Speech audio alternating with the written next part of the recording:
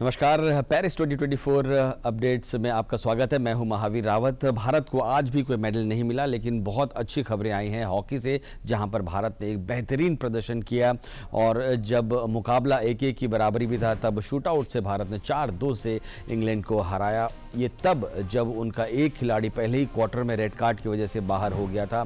तो कई मायनों में एक बहुत बड़ी जीत है भारत के लिए, और जो नामुमकिन लक्ष्य समझा जा रहा था, सिर्फ 10 खिलाड़ियों के साथ भारत ने ये मुकाबला ज़्यादातर खेला, 4-2 शूटआउट से जीता और इसी के साथ ग्रेट ब्रिटेन को भारत ने हराकर सेमीफाइनल में अपनी जगह बना ली है। कई मायनों में ये खास है, खासकर ग्रेट ब्रिटेन के साथ जो हमारा नाता रहा है वो बहुत खास रहा है, क्योंकि 2008 की अगर हम बात करें, ग्रेट ब्रिटेन ने ही भारत को हराया था और वहीं इसी वजह से 2008 में भारत ओलंपिक्स के लिए क्वालिफाई नहीं कर पाया था। लेकिन उसके बाद भारत ने एक नहीं, दो नहीं, डबल हार ब्रिटेन को दी है और एक तरीके से दुगना लगान उनसे लिया है।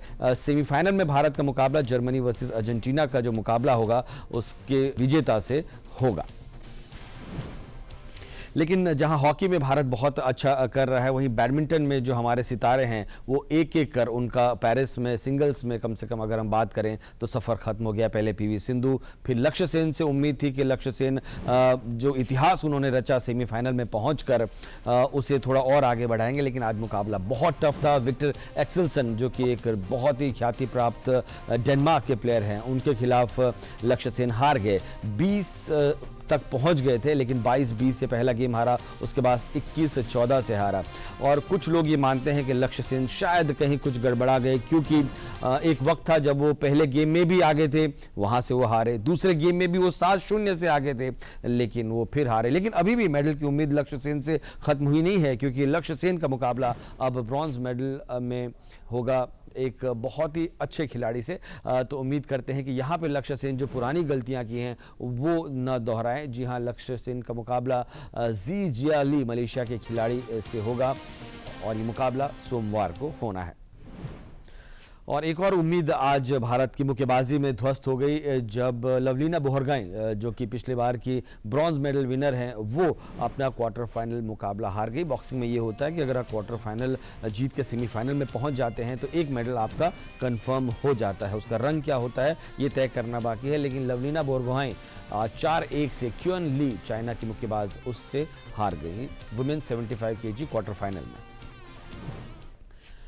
और शूटिंग की अगर हम बात करें, यहाँ से भी कुछ बहुत ख़ास खबर नहीं आई, क्योंकि स्कीट्स के मुकाबलों में क्वालिफिकेशन था और वहाँ पर भारत की 2 निशानेबाज थी, लेकिन ये दोनों ही फाइनल के लिए क्वालिफाई नहीं कर पाई हैं।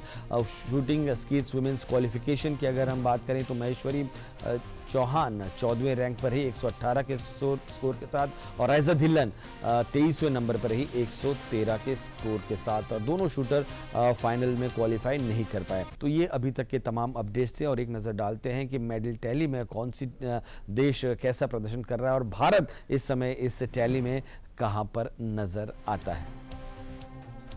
Peoples Republic of China 18 gold के साथ उसके कुल 40 मेडल हैं, नंबर 1 पर है। यूएसए जिम्नास्टिक और एथलेटिक्स के शुरू होते ही ये आगे बढ़ता जा रहा है, 14 गोल्ड उसके पास हैं। भारत वहीं 53वें नंबर पर है 3 ब्रॉन्ज मेडल के साथ।